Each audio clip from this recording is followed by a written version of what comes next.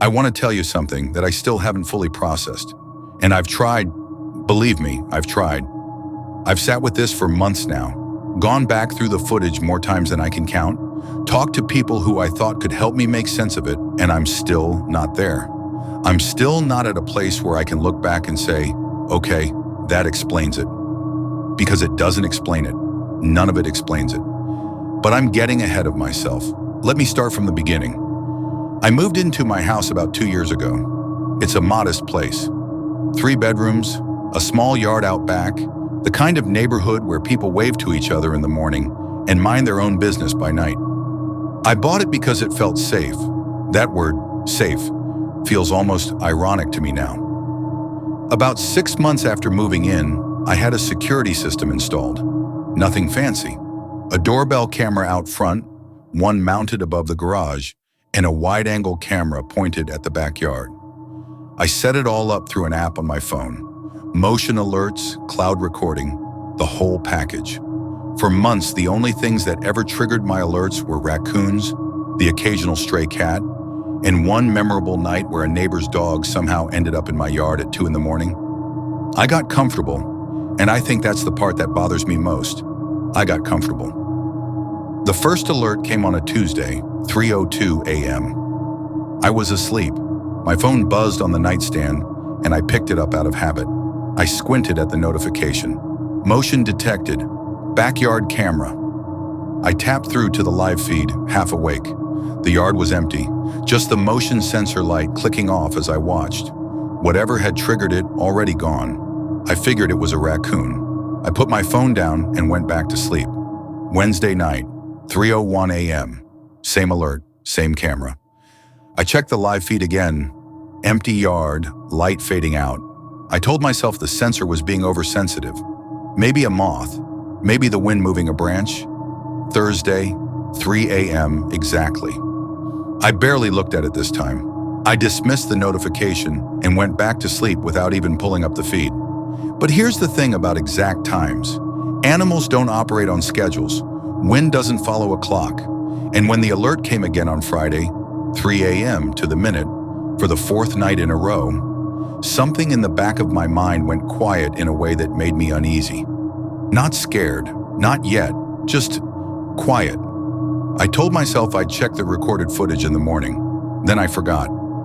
Then Saturday came, and Saturday night, and at 3 a.m., my phone buzzed again for the 5th time. This time I didn't dismiss it. I sat up in bed, turned on the lamp, and opened the app. And instead of checking the live feed, I pulled up the recorded clips, all 5 of them, going back to Tuesday. I started with Tuesdays. Watch the yard come into frame. Watch the motion light snap on. Watch the empty. It wasn't empty. I don't know how I missed it. Standing at the far edge of the yard, right where the grass meets the fence line, half swallowed by shadow, there was a figure, completely still, not moving, not fidgeting, not looking around, just standing there facing the camera. I switched to Wednesday's clip. Same figure, same spot, same posture. Thursday, same. Friday, same. And then I went to Saturday's clip, the one from 20 minutes ago. And the figure was there again, except this time, it was closer. I need to give you some context here because the more I think about it, the more I realize that the setting matters. The layout of my backyard matters. The fence matters. The shadows matter. My backyard is not large, maybe 40 feet deep, 30 feet wide. There's a wooden privacy fence running along the back and both sides, about 6 feet tall, the kind with vertical slats that you can't really see through unless you press your face right up to the gaps. Behind the back fence is an alley. Not a busy alley. It's the kind that exists between neighborhoods, where people drag their trash bins out and occasionally cut through on foot, but mostly just sits quiet. Beyond the alley is another row of houses. The camera is mounted on the back of my house, under the eave, angled slightly downward. It captures the entire yard and most of the fence line. The motion sensor floodlight is mounted just below it, on the same bracket, so whatever triggers the sensor also lights up under that harsh white light. Here's the thing about that floodlight. It's not subtle. When it kicks on, it floods the whole yard. There is no part of that backyard that's truly in shadow when that light is active, I thought. But whoever, whatever, was standing in that footage was positioned in a pocket of darkness that the light seemed to barely touch. The far left corner near the back fence. If you've ever watched security footage, you know how it works. The closer to center frame, the clearer the image. The edges get grainy, compressed, sometimes distorted by the wide-angle lens. This figure was at the absolute periphery, and that detail started to eat at me, because my first rational explanation was a neighbor. Someone who'd come home late, cut through the alley, maybe stop for a cigarette. But the fence is 6 feet tall. You can't see over it from the alley. You'd have to be inside my yard to be visible to my camera, which means this person either climbed the fence and stood in my backyard, or they'd come through a gate. My gate is padlocked, has been since the day I moved in. I checked it the morning after I first noticed the figure. The padlock was untouched. I also want to address something you might be thinking right now, because it's the same thing I thought. Could it be a camera glitch? Some kind of artifact in the recording? Shadows playing tricks, compression distortions making a bush look like a person? I thought about that. I genuinely sat with that idea for longer than I probably should have, because it was comforting. So I pulled up the footage on my laptop, full resolution, and I scrubbed through it frame by frame. And what I saw wasn't a shadow artifact or a compression glitch. What I saw was a person, 2 arms, 2 legs, a head, standing upright.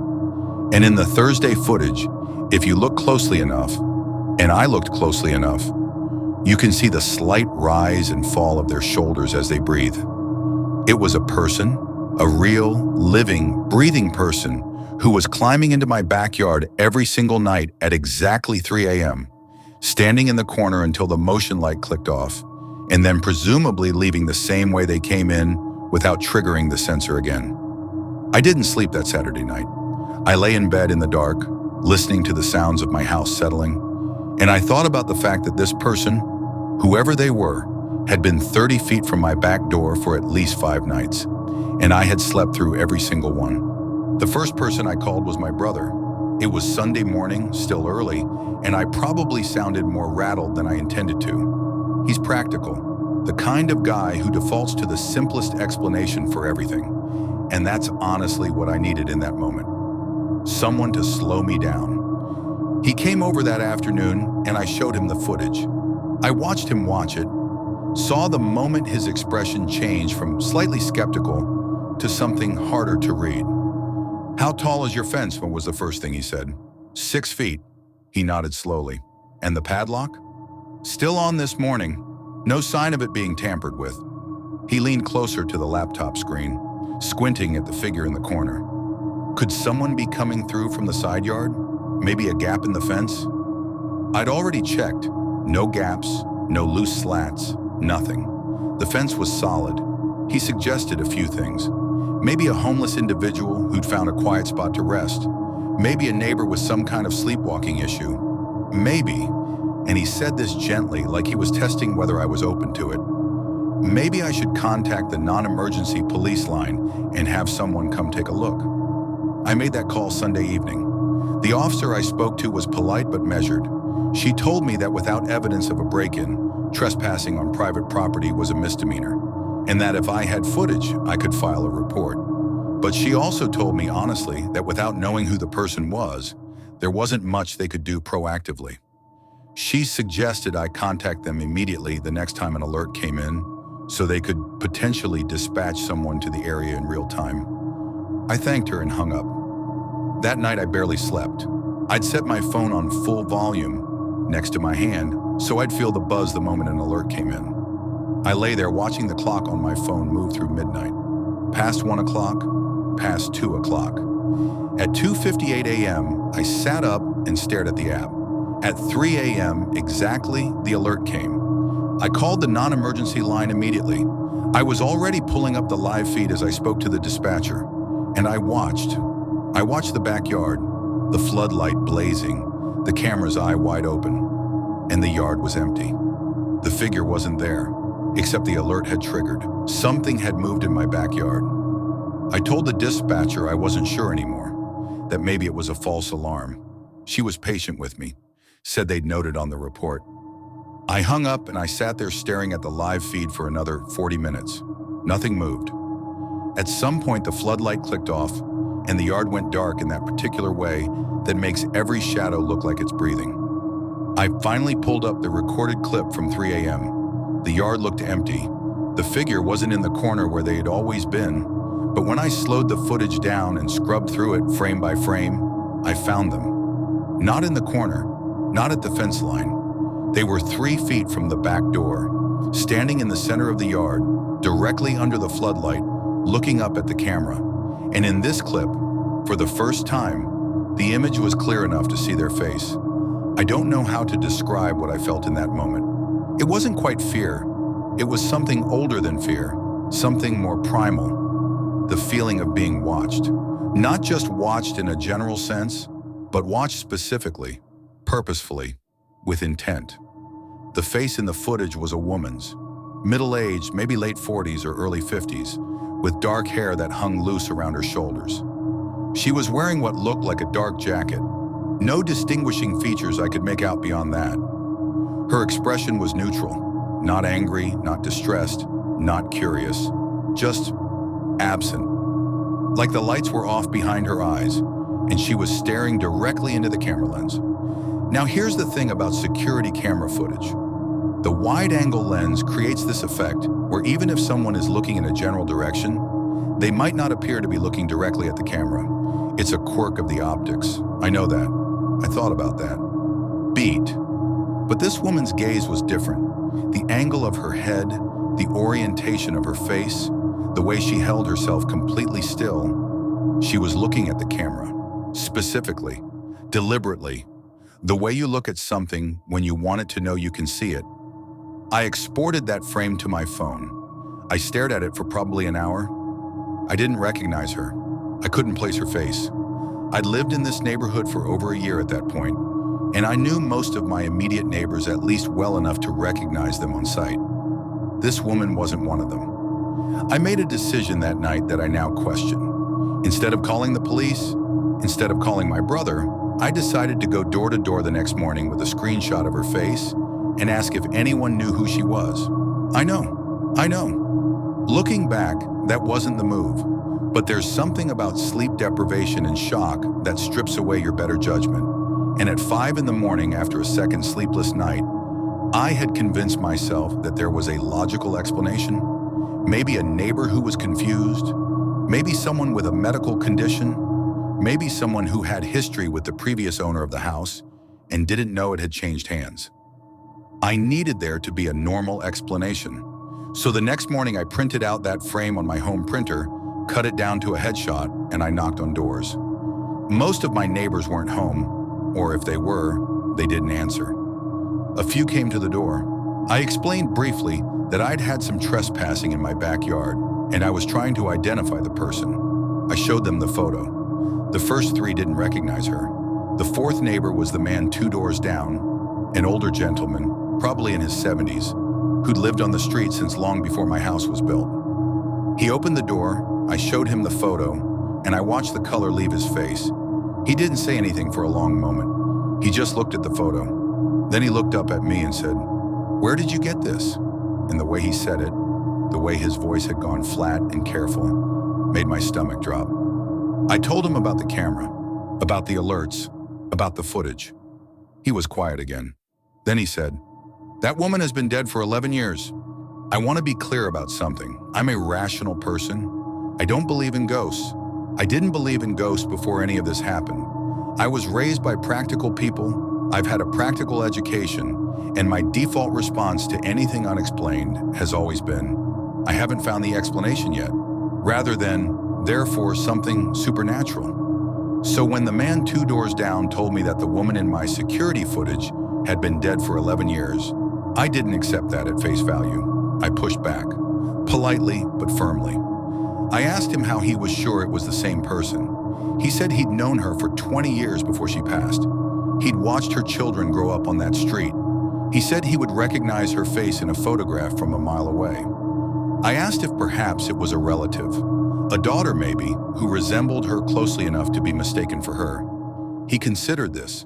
He said her daughter had moved away after the mother died, somewhere out of state, and that as far as he knew, no one from that family had been back to the neighborhood in years. I asked where she had lived. He pointed down the street, 4 houses from mine, on the same side. I asked how she died. He paused.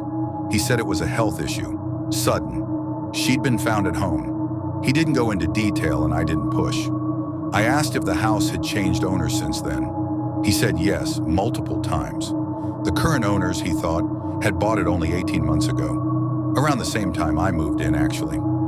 I thanked him. He looked like he wanted to say something more, but he just nodded and closed the door. I stood on his porch for a moment, and then I walked back home. I sat at my kitchen table, and I laid out everything I knew, the facts as I understood them. 1. A woman I didn't recognize had been entering my backyard every night at exactly 3 a.m. for at least 6 nights. 2. A neighbor who'd lived on the street for decades believed he recognized this woman from a photograph taken by my security camera. 3. According to this neighbor, the woman he believed he recognized had died 11 years ago. 4. She had lived 4 houses down from me. 5. Standing at the back fence of her old property and facing in the direction of my backyard would mean facing... what? I pulled up a satellite map on my phone and looked at the street layout.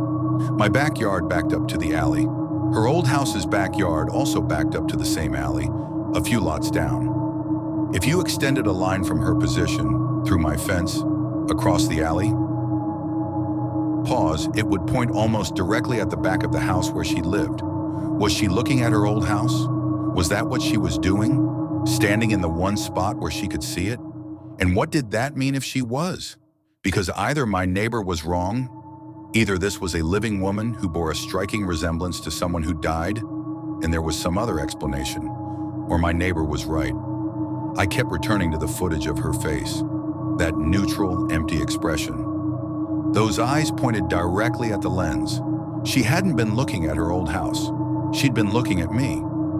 That same day, I ordered 3 more cameras, expedited shipping, 2-day delivery. I needed more angles, more coverage, more data. I needed to understand what I was dealing with, and data felt like the only thing I could hold on to. While I waited for them to arrive, I spent 2 days in a state of low-grade tension that I can only describe as vigilance. I slept in 90-minute intervals, phone in hand. I watched the 3 a.m. alert come in both nights. I watched the footage each time and found her in it. Standing in the yard, same spot, same posture. On the second night, she was in the center of the yard again. Not at the fence line, closer. The cameras arrived Wednesday afternoon. I installed 2 in the backyard. 1 covering the left corner where she usually stood, 1 covering the gate in the alley side of the fence, angled to try to catch how she was getting in. The third I pointed at the back of the alley-facing fence itself. Mounted as high as I could reach on a pole, I wedged into the ground near the rear flower bed. That night, I also set up a motion-triggered spotlight in the corner where she usually stood, the kind with a battery pack, no wiring required. I figured if she was a living person, being suddenly flooded with light at point-blank range would provoke some kind of reaction. And on Wednesday night, the 9th night total since the alerts had started, I sat at my kitchen table with my laptop open and 4 live feeds running simultaneously, and I waited. 2:58 a.m., nothing. 2:59 a.m., nothing. 3 a.m. All 4 cameras triggered simultaneously. I watched the feeds in real time. The main camera showed her, already in the yard, already standing still, already in that same position near the center of the yard, which meant she'd moved from wherever she'd entered to that spot in the 2 seconds between 2:59 and 3, which isn't possible unless she was already there before the sensors activated. The left corner camera, empty, no one there. The gate and fence camera. This is the one that shook me. The gate was locked. The fence was intact. No one climbed over it. The camera caught the alley on the other side of the fence. Quiet, dark, empty, for the full duration of the alert. No one entered through the fence. The alley side camera showed exactly what I expected. An empty alley. A few parked cars further down. A street light. Nothing else. Then the spotlight in the corner kicked on. On the main camera feed, I watched her head turn, slowly. Not toward the spotlight, away from it, directly toward me. Through the wall of my house, through 40 feet of yard, in the camera lens and the Wi-Fi signal and the screen of my laptop, she looked at me, and then she took a step forward. I want to describe those next 90 seconds as carefully as I can, because they're the part of this that I replay most often in my mind, and I want to get them right. When she stepped forward, one step, just one, slow and deliberate, every rational thing in my brain started trying to reassert itself. There's a person in your backyard, a real person. Call the police. Don't sit here. Call the police. But I couldn't move. I sat there, laptop screen bright in the dark kitchen, and I watched. She took another step, and another. She moved like someone walking through shallow water. That same resistance, that same heaviness. But she didn't look unsteady. She looked intentional.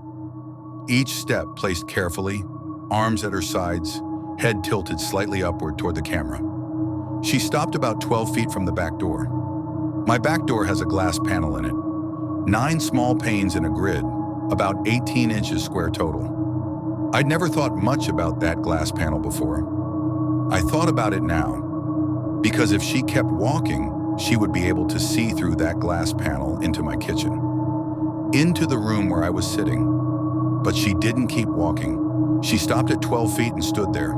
The spotlight I'd set up in the corner was still blazing. The original floodlight was still on. My backyard at that moment was probably the most brightly lit outdoor space in my neighborhood. And this woman was standing in the center of it in full, clear, bright light.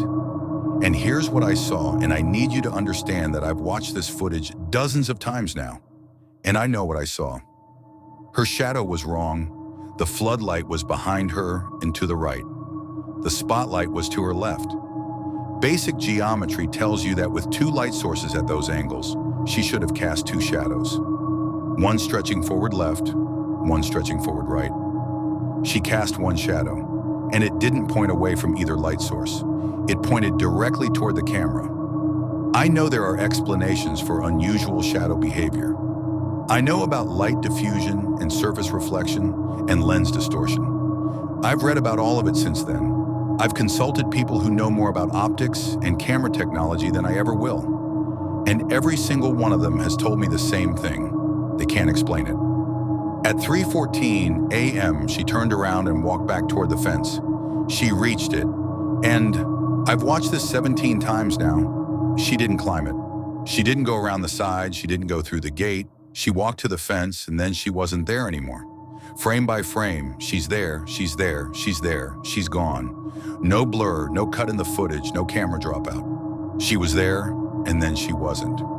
I sat at my kitchen table until sunrise. He opened the door on the second knock, like he'd been expecting me, or like he'd been awake.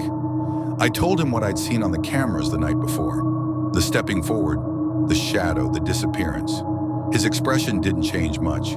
That itself was unnerving. It was the expression of a man who wasn't surprised. I asked him again, "How did she die?" He was quiet for a long moment. Then he stepped back from the door and gestured for me to come inside. I sat in his living room, which was the kind of lived-in that only comes from decades in one place. And he made us tea without asking if I wanted any. And he sat across from me and he told me. Her name was Linda. She'd moved onto the street in the early 90s with her husband and 2 kids. The husband left at some point. She raised the kids mostly alone, kept to herself but was friendly, was the kind of neighbor who'd take in your packages and leave them on your porch without saying anything. Around the 10th year she lived on the street, she started having problems with her neighbor. Not the house next door, the house directly behind hers across the alley. A man who lived there had reportedly started a dispute with Linda over something minor. A tree branch, a shared fence, something trivial. But it escalated. It escalated in the way these things do when one person's grievances become an obsession. He began watching her property, shining lights over the fence at night, filing nuisance complaints with the city. Linda had come to several neighbors asking for support. She was frightened.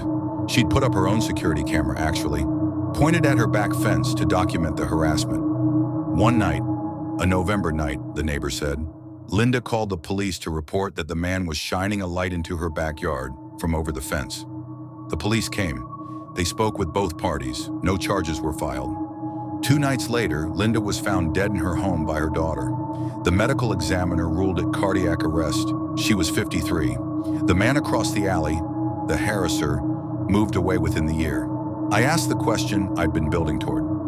What was the address of the house directly behind Linda's across the alley? He told me. I opened the satellite map on my phone. I found the address. I traced the lot lines. The house directly behind Linda's across the alley was, if you continued across and over 2 lots, directly adjacent to my backyard.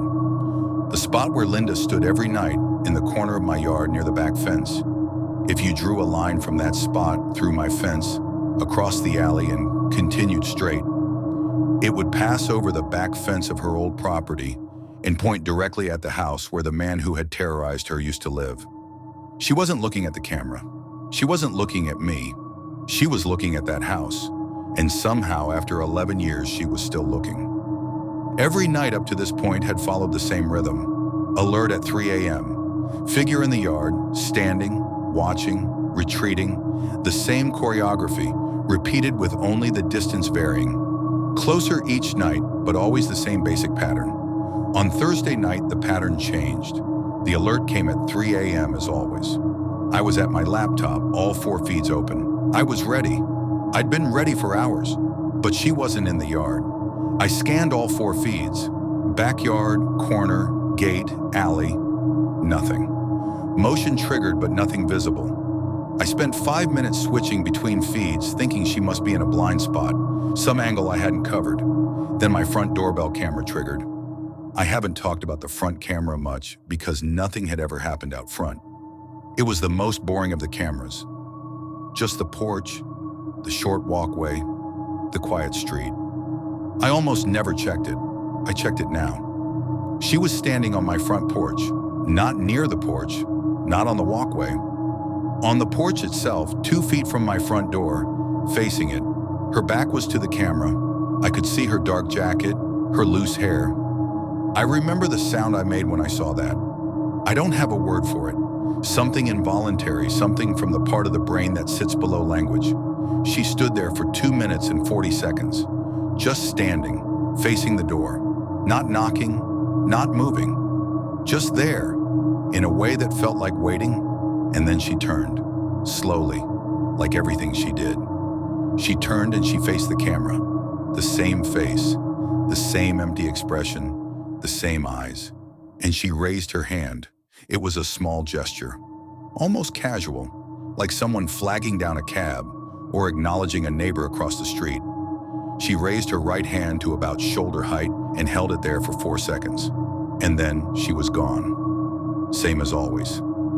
Frame to frame, there to not there. I sat in the dark for a long time after that. My front door was 12 inches of wood and a deadbolt away from where she had been standing. I know what you're thinking, and I understand. In retrospect, I understand how this sounds, and I also understand that there are alternative explanations that I have not fully exhausted. A living person, a targeted harassment campaign, someone who knew the story of Linda and was deliberately recreating it to frighten me. But here's what I keep coming back to. My house had no public connection to Linda. The history of her conflict with the neighbor across the alley was not documented anywhere I could find, online or otherwise. And the woman on my porch had come from nowhere and gone to nowhere. My front yard has a clear sight line in both directions. There was no approaching figure before the alert and no retreating figure after. She appeared. She stood at my door. She looked at the camera. She raised her hand, and she was gone. I'd been avoiding the paper trail because I think part of me was afraid of what I'd find. But after the night on the porch, I couldn't justify avoiding it anymore. I needed to understand this fully, not just the haunting, if that's what it was, but the whole story, the harassment, the death. What exactly had happened? I went to the public library. I know that sounds old-fashioned, but local newspaper archives are often better preserved in physical form than online, especially for smaller incidents that never made regional news. I spent most of the day in there, and I found what I was looking for. There was a brief mention in the local paper from about 13 years ago, a complaint filed with the city about a property dispute on my street. The names were redacted in the copy I found, but the address matched, and the nature of the dispute was described as repeated nighttime nuisance activity, including directed artificial light. The second thing I found was an obituary. Linda's last name, the date of her death. Survived by 2 children. No mention of the circumstances, just a brief, formal acknowledgement that she had existed and was now gone. The third thing I found was what I hadn't expected to find. In a Neighborhood Watch newsletter from about 12 years ago, the kind that was once printed and distributed door to door, there was a column about a community meeting regarding a local property dispute. The meeting had apparently been called because a resident was documenting harassment and wanted community support. The newsletter included a photograph of the meeting, 8 or 10 neighbors gathered in someone's living room. Linda was in the photograph, standing near the back, looking slightly away from the camera, and in her hands she was holding a printout, a security camera still. A photograph of a dark backyard, taken at night, with a figure standing in the shadows near the fence. She had done this. She had done exactly what I had done. She'd captured something on her camera, and she'd brought it to her neighbors, and she'd said, "Look, someone is in my yard. Someone is watching me." The figure in Linda's photograph was harder to make out. The image was small, printed in the newsletter's modest resolution, but it was there. A person standing at the back fence of her yard, facing her camera. I don't know if the figure in Linda's camera footage was the neighbor who had been harassing her. I don't know if it was someone else. I don't know if Linda ever found out who it was or what they wanted. But I sat there in the archive room with that newsletter in my hands, and I thought about a woman who had spent the last months of her life afraid in her own home, watching her backyard, waiting for the 3 a.m. alert. And then I thought about myself, sitting at my kitchen table with 4 camera feeds open, doing the exact same thing. I made a copy of the newsletter page. I drove home. I thought about cycles and about how sometimes the things we're most afraid of are the things that have already happened to someone else, and that person never got the resolution they deserved.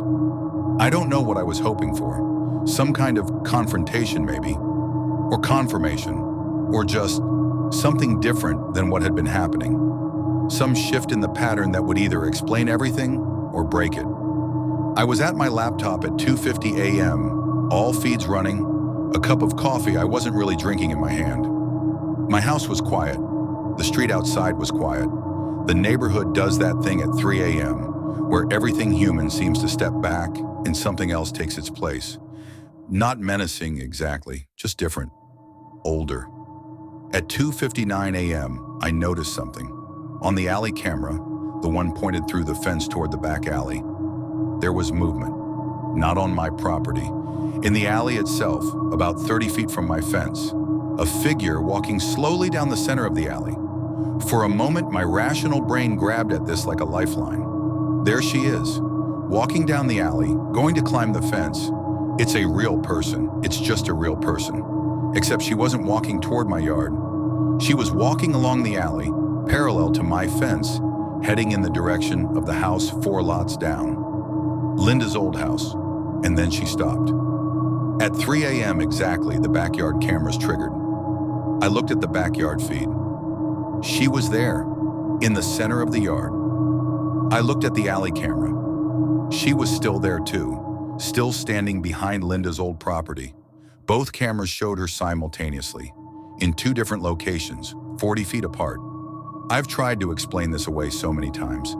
Different person, twin, bad timestamp sync between the cameras. Camera glitch. I've tried all of it. The cameras are synced to the same network clock, accurate within 1 second of each other. I've had 2 separate people look at the footage, and neither has been able to find an edit, a splice, a glitch, a timestamp discrepancy.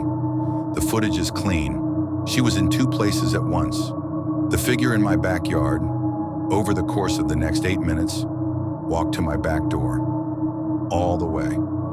She stood at the glass panel, and I know this sounds insane, but I could feel it. I was in the kitchen, maybe 12 feet away, and I could feel something change in the air. Heavier, charged. I didn't move toward the door. I didn't open it. I sat at the table and I looked at my camera feed and I watched her stand at the glass. Her face was right there, close enough that if the glass panel hadn't been there, she could have reached out and touched the lens. And she looked at the camera with that same empty, absent expression, and I looked back at her through the screen. And then something happened that I didn't expect. She pressed her palm flat against the glass, one hand flat against the glass of my back door, not pushing, not trying to open it, just resting there, like someone saying goodbye. She held it there for 11 seconds, and then she was gone. And the alley camera showed the figure behind Linda's old house was gone too, at the exact same moment. I walked to my back door. I turned on the exterior light. I looked through the glass panel at my backyard, empty and overlit and ordinary. Then I looked at the glass itself. There was a handprint on it. Not on the outside, on the inside. I have to be honest with you about my state of mind at that point, because it matters. I hadn't slept properly in about 2 weeks. I'd been existing on coffee and anxiety and the particular kind of adrenaline that comes from sustained low-level dread. I was not in a stable place. So when I say that I examined that handprint as methodically as I could, I want you to understand that as methodically as I could means a man running on fumes trying to apply logic to something that didn't respond to logic. The print was on the inside surface of the glass, the 9 small panes in the grid. The print was on the 3rd pane from the right in the middle row, just barely too small to be a grown adult's full handprint. Fingers fully extended, palm flat. Pressed, not smeared. I hadn't touched that panel. I know this because I'm obsessive about smudges on glass. I clean that panel probably twice a week, and I'd cleaned it 2 days before. The print wasn't there before that night. I photographed it from multiple angles. Then I covered the panel with a piece of cardboard taped to the frame because I couldn't look at it anymore. I called my brother the next morning, told him all of it, the 2 location footage, the approach to the door, the handprint. He was quiet on the phone for a long time. Then he said he was coming over. He came over and he looked at the handprint and he looked at the footage and he didn't say much. That was the thing that struck me most. My brother, who had a rational explanation for everything, he looked at all of it and he didn't say anything. Finally he said, "What are you gonna do?" And I realized I'd been so focused on documenting and understanding that I hadn't thought about doing anything. What do you do? Call a priest? A parapsychologist? Go back to the neighbor down the street and tell him what I'd seen? I decided to go back to the neighbor, but when I knocked on his door, it took much longer than usual for him to answer. He opened the door looking pale. I asked him if he was all right. He said he'd had a strange night, hadn't slept well, kept having the feeling that someone was watching the house from the backyard. I asked if he'd gone to check. He said he had. At around 3 a.m., he'd looked out his back window, and he'd seen a woman standing in his yard. He'd thought he was dreaming. He'd gone back to bed. But she was in the same place each time he looked. The same corner, facing the same direction. Toward the house across the alley. He had seen her too. I think about Linda a lot now, more than is probably healthy. I think about what her last few months were like. Lying awake at 3 a.m., heart in her throat, waiting for the next alert. Getting up to look at footage, seeing the shape at the fence, calling the police, being told there wasn't much they could do. She went through all of it alone. Her husband was gone. Her kids were young. Her neighbors cared but couldn't fix it. And whatever was watching her from the backyard, whatever it was, she never found out. She died not knowing, in her own home, of a heart that gave out under the weight of something she'd been carrying for too long. I've thought a lot about why she was coming to my yard. Why my cameras? Why my backyard? Why me? I don't have a definitive answer, but here's the theory I've settled on, for whatever it's worth. My backyard shares a fence line with the alley that ran behind Linda's house. If you stand in the corner of my yard where she always stood first, the far left corner, near the back fence, you have a clear sight line across the alley to the rear of the property that the harassing neighbor once occupied. I think Linda was doing what she'd always done, watching, documenting, trying to catch him, except he was gone, had been gone for years, and the house had changed hands, and the neighborhood had changed, and 11 years had passed. But something, whatever you want to call it, whatever framework makes sense to you, was still showing up at 3 a.m. to stand watch. The night she came to my front door, I think she saw me.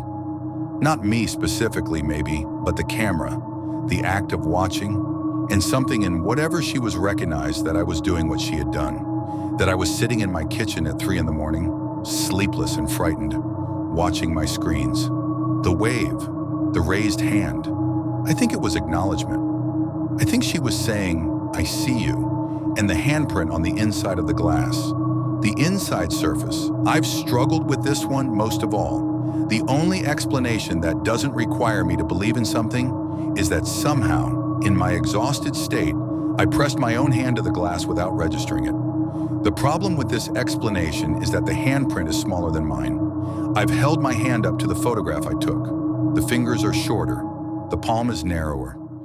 I've been in this house for over 1.5 years since all of this happened. The cameras are still up. I still get alerts. Mostly raccoons, mostly false positives. Occasionally, at irregular intervals, I'll wake up to a 3 a.m. alert, pull up the backyard feed, and find the yard empty.